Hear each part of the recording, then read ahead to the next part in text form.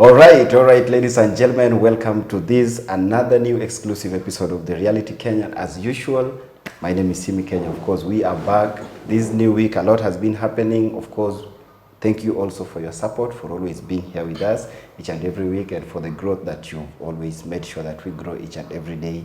And we are live from the Learned Corner. As usual, our guest is the Deputy Party Leader, Safina Party, Honorable Wakili Willis Otieno. Piki Ponki. Pakamelo disco. Karibu sana. Thank you very much. Where was Paka dancing the disco? Paka was dancing the disco this weekend in Nairobi. Yeah, and what I can tell Kenyans. Yes. Winter is here. Winter is here. Yes. The chicken of Jubilee have come home to roost. The chicken of Ruto Yes. are now home roosting. And when I say winter is here, Yes. you can see it in how the issue of fuel is panning out. It's spiraling out of control, and it is exacerbated by the weakening shilling. Yeah. Because we are buying our fuel in dollars. And don't do this G2G thing. Yeah. Too. And we are in September, We are in actually, September. when it was supposed to commence. Yes. Next month you'll see again an exponential increase in the price of fuel.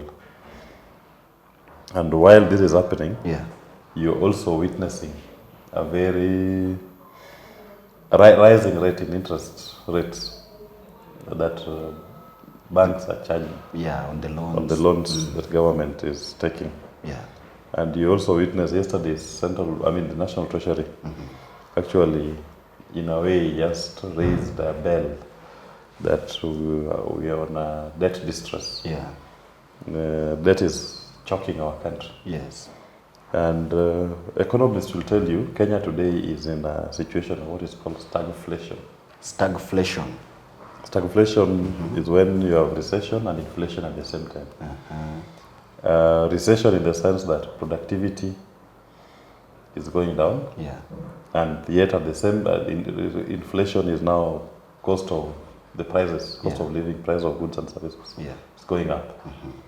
So you expect that you only deal with one, or you can't deal with both. Yes. You can't be having cost of production going, your productivity going down, and then your cost of basic goods going up, prices going up. Yeah. That is where we are now.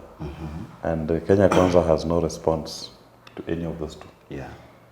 And at the same time, you look at what the issue of debt. Yeah. 70% of your revenue is going to debt. Central Bank last week did publish the statement estimates of revenue received for last month. Yeah. And the first 2 months of this financial year, that is July and August, they have collected 317 billion. 317 billion. Which means on average we are collecting around 155 billion per month. Yeah. At its peak, in last financial year, they were collecting 170 billion per month. Now with these increased taxes, it is you are still 152. Yes. It's come down by around 20-something billion. And I always tell you that we had reached the Laffer curve long ago. Laffer curve to mean that even if you increase taxes, it's now the law of diminishing returns. The money you're going to collect from Kenyans will just go down. And the Jubilee Kenya Kwanza thought that by increasing our VAT, coming up with new tax measures, increasing the rate of pay as you earn, fuel levy, house levy, they are going to collect more. Yeah. Winter is here. They keep saying that. Yes. Winter is here. And the chicken of Jubilee. The chicken of Jubilee, Ruto, are home to roost. And what I like about all this is that Kenyans are very concerned and they are engaged. Yeah. The conversation today in our public discourse is not about Matusi anymore. Yeah. It's about the economy. Remember what I told you? The economy is stupid. Yes. And everybody must focus on that. That is what, let's even trying to give all manner of excuses. Yes. With Ukraine war, Russian blockade, what. But we are now focusing on the economy. Yeah. That is what as we believe in. Yes. And I can tell you, Kenya Kwanza will not solve these problems. Yeah. It's going to get worse. Yeah. Because they're the ones who caused it. And I did tell you. Yeah. Who are the drivers of the monetary and fiscal policy when Jubilee was getting the problems? It was the PS, it was the CS Treasury, and the central bank governor. Yes. Today, who are the drivers of fiscal and monetary policy? Same people. They've just swapped positions. Yeah. One has gone to CBK, the other one has gone to Treasury. But same people. Yeah. And you expect that you'll find a solution to your problem. Yet they are the ones who They're the ones who created it. Yeah. The economic policy has led us to what we are witnessing today. And they cannot address it. Yeah. That is why you are seeing a situation, a stagflation, recession and inflation at the same time happening. Few countries find themselves in stagflations. And it's not a good position. Yeah. You'll want our people to go through. Yeah. That is what these people's economic policies have led us to. Yeah. To a stagflation. And our economy is now doing very badly. And the impact of it you are seeing in the quality of life that the people of Kenya are living. Yesterday I was seeing online, KDF wanted 350 ex-NYS servicemen to join the KDF. And when they sent out the notice, they received over 20,000 ex-NYS. Yes. Who came for the job? 350 only, but there were 20,000. The crowd was massive. That was bigger than the kind of political rally that even Baba holds in the city. Just looking for the 350 slots, jobs that was available. So it tells you that many of our people are living in desperate and dire situation. And the economy is not accommodating them as it should. And so they are looking for any opportunity to get involved. And you are not seeing a political administration that is consciously churning out economic programs or plans to solve this situation. Because as I told you, Kenya Kwanza believes that government should do everything. That they are practicing demand side economics. We are going to build a stadium, we are going to build a market, we are going... No. Those are private sector driven things. You are who owns Man City, Man United, Old Trafford, for example. Yes, it's an individual actually. Old Trafford is owned by, it's a private company that owns Old Trafford and Manchester United. Actually, Etihad is owned. What is this government fascination with owning everything? Emirates is owned by Arsenal. As now government wants to own Nyayo Stadium, Kasarani, and then you take money. You take money to maintain and run that stadium. Stadium, what is government doing in that kind of environment? Let the private sector run it. Give that stadium to Coca-Cola. Right? And they pay you money every year. Then they maintain and run the stadium. But what is this that every time we just move money from you? So that's what I say. The Jubilee, the Kenya Kwanza economy is based on demand side driven economics, where government is the driver of everything. Government, your baba and mama. As we believe that to change our economic trajectory, you need to free government from this space and encourage, facilitate private sector, private individuals, you and I, to be the drivers of the economy. So that because the individual using their innovation, their skill, and access to credit is the one who will be able to identify market needs and come up with the programs that will drive growth in that particular sector. Because when that happens, government ends up collecting more money in terms of tax. Okay? That's the difference. But these people then, they believe, we will do. You can't do everything. You are now missing the core of what government is. But you see, Wakili, last year when the Kenya Kwanza was campaigning, they had what we call the plan. Like they were saying that they have the plan. And their plan, if you look at some of the footages that are now trending, they used to, everything that they used to oppose, they are now doing it. And including when the fuel prices rose last week, the president last year was saying that the previous regime did not understand how to work it out and make fuel cheaper, everything. And right now, they are doing the exact opposite of what they were campaigning against. What does this mean to the future of this country, even in the next coming months or years? You see, for me, the first thing is that Kenyans, warevu wameisha Kenya, wajinga wameisha Kenya. Kenyans are putting them to task. Yes. They're actually being called to account. When you see people playing back those images of how they used to speak, they are being called to account, and they must now defend themselves going forward. Yes. Yeah, because you lied to us, Yes. and they are now exposed. They cannot explain. Yeah. They have no response Yeah. to the questions that are being asked of them. Yeah. Because they lied. That is essentially the bottom line is they lied. And that's when I say winter has come. Here. Yes. Winter is here. Yeah. Yeah, winter is here. Winter is here because now all those promises Yes. that you are giving Yeah.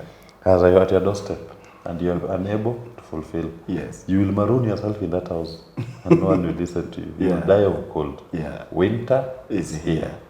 And the CS Moses Kuria also said that if people are complaining that the prices of fuel has gone high, wachimbe. we go and drill our own oil Yes. in behind our houses. Yes. The arrogance of Kenya, that's the arrogance of Jubilee. I always told you Kenya Kwanza and Jubilee. It's the same things. Yeah. The arrogance still continues. Remember, we used to be told, "Sasa nataka nifanye nini?" When money was 2 billion It was being told stolen per every day. Yes. Sasa nataka nifanye nini? Now you are being told, bei ya mafuta imeenda juu, si uende ujichimbie kisima nyumba ya mafuta nyuma ya nyumba yako. Yeah. But it is good. You shall just say it is well. Yeah.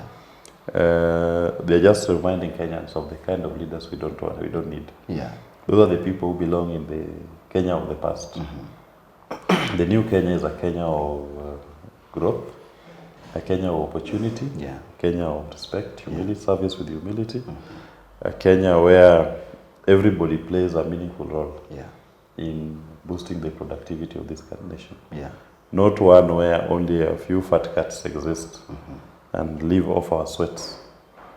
They are sustained by public coffers, Yeah. while the majority of our people are dying without even eating a basic meal In a day. in a day. That is not the Kenya we want, and that is not the Kenya we are heading to. Yeah. And those who still think that they will continue staying in those cushioned, air-conditioned offices Yeah. at taxpayers' expense, and yet the taxpayer is living a life of penury Yeah. and despair. In despair, we will not allow that. Yeah. And I'll assure you, I can tell you this: the next elections, Kenyans are going to be very ruthless. Anybody holding an office in this country, Yeah. they will face the wrath of the people. Anybody, People are hungry and people angry. are angry and angry. Yes. Anybody holding an office will face the wrath of the people. Yeah. And the next election will be purely about the economy, and it will not be about promises. Yeah. It will be about practical economic solutions, your understanding of the economy and your proposed solutions Yeah. at economy. And the only person who, in my view, understands this economy is Jimmy Wanjigi. Because Jimmy speaks the economy in a way that no other person Yes. in the political space can speak. True. He is very good in articulating what the problem is. Yeah. He has he's been very clear that our problem is the largest outflow of our revenue is debt. Debt gobbling 70% of your revenue. Yeah. So before you deal with the debt problem, forget even about corruption. Yeah. Start with the debt. Why it's taking the bulk of the money you're collecting. Yeah. Deal with it, audit it, find out if that debt was taken legitimately. If it was not taken legitimately, there should be repercussions. And if need be, don't even pay, declare it odious debt. Yeah. Because once you deal with the debt, you get a reprieve. And you should be able to drive the country into a growth trajectory. Yeah. And he has solutions. He's been very clear. Yeah. And remember, Jimmy started speaking about these things last year. And no one was paying attention. Yeah. He had spoken about this debt. He even commissioned a forensic audit Yeah. of our debt books. And he issued it before the elections. Yes. He's been on it every day. Up to last week, but one Kenya Kwanza was telling us the economy is stable. Yeah. Up to last week, but one. 3 Last weeks week, ago. yeah, they were telling us the economy is stable. It's stable, yeah. Now you are telling us about Ukraine war. A stable economy cannot. Ukraine war was there even before they came into office. You Russia. And they even condemned it. They They said yes. it has no effect. And as of last week, when they were last week, Batwala was saying the economy is stable. The Ukraine war was going on, and they said the economy is stable. Yes. Now one thing here, and they're telling us now it's the Ukraine war. It's no longer stable. Within 1 week. Within 1 week, Yeah. it's no longer stable. What is stability? Yeah. So Jimmy has been very clear on the problem and the solution. Yes. And if we don't look at our debt problem in this country, everything else is just sideshows. But you see, the question many Kenyans will be asking, Wakili, is that you and your party leader, that is Safina Party in general, maybe because right now we are just 1 year from the previous election, and things are worse. Maybe up to that point when you people will be coming in, it may be, it shall have been dead already. Are you guys ready for the task? We are ready for the task. As we understand the economy.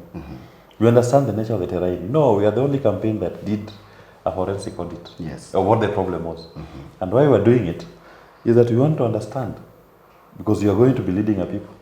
You no longer be standing on rooftops of vehicles telling them platitudes. It was going to be about making economic decisions that impact their lives. So our leader took his time to even commission an economic study, so to understand. So we knew what the problem of the country is, and we are ready with our solutions. Right? We have thought it through. We are not just walking in and saying we found empty coffers.